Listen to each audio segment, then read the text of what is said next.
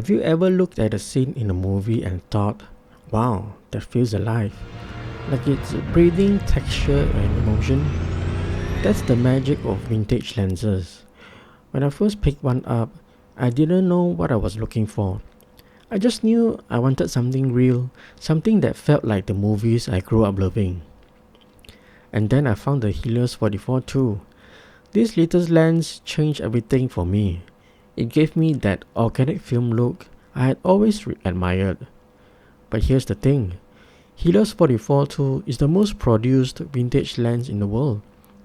There are multiple versions, and if you're like me, you're probably wondering which one should I get. After years of testing, I found the one I keep coming back to, the Baodai. Today, I'm sharing everything I've learned so you can avoid the pitfalls, find the right lens, and unlock its full potential. If you are just starting out with vintage Soviet lenses, the Baodai version of Helios 44-2 is hands down the best choice. Here's why. First, it's accessible and affordable.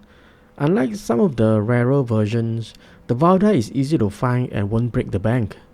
It's perfect for beginners who want to experiment without a huge financial commitment.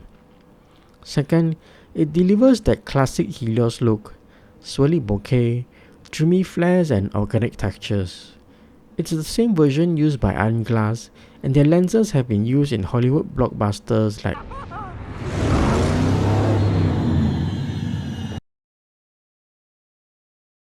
Now, there are other versions like MMZ and KMZ.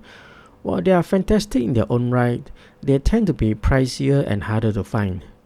For beginners, the Baodai offers the perfect balance of quality, affordability, and availability. So if you are looking for a lens that's easy to start with, but still delivers that iconic vintage aesthetic, the Baodai is the clear winner. And trust me, you won't lose anything by choosing Baodai over the MMZ or KMZ. Now that you know why the Baodai is the best starting point, there's one more thing you need to know, the myth of build quality. If you have seen reviews of the Helios 44-2, it's easy to think, wow, this feels cheap or poorly made. But here's the truth. It's not the lens fault. It's how it's been treated over the years. After servicing over 100 vintage Soviet lenses, I've come across issues like loose mounts, oily aperture blades, and wobbly focus rings. At first, I thought it was the design, but the reality is, these problems are always the result of decades of neglect or improper repairs. The good news? With a little TLC, these lenses can perform like they are brand new. Imagine a smooth focusing ring that glides effortlessly, pristine glass free from haze or fungus, and an aligned optical axis that delivers sharp, stunning results every time. That's why I always recommend buying from a reliable source that specializes in servicing vintage Soviet lenses. Yeah, it might cost a bit more upfront, but it's worth it to avoid the frustration of hidden issues. A well-maintained Helios 44-2 isn't just usable, it's a creative tool you'll love shooting with.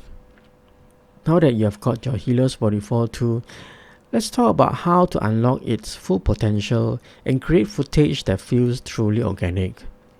First, embrace the imperfections. This lens isn't about modern sharpness or clinical precision, it's about character. The swirly bokeh, dreamy flares, and sharpness fall off are what make it so unique. Lean into these quirks, they are what will set your shots apart. Second, experiment with light. The Helios 44-2 shines in backlit situations, where it can produce stunning flares and soft glowing highlights. Ever since I started shooting with vintage lenses, I can't help but point the lens at the light source to see what magic it creates. Finally, don't be afraid to get creative. This lens is a gateway to a whole new aesthetic. Whether you are shooting portraits, music videos, or short films, it will push you to see the world in a new way. When things get too wide open, try stopping down for a cleaner look. There's no wrong way to use it. Most people think getting that iconic swirly bouquet from a Helios 44 2 is as simple as shooting wide open. But there's a catch. The real secret isn't just in the lens, but in how you position your subject, your background, and even yourself. Get it wrong and a swirl disappears.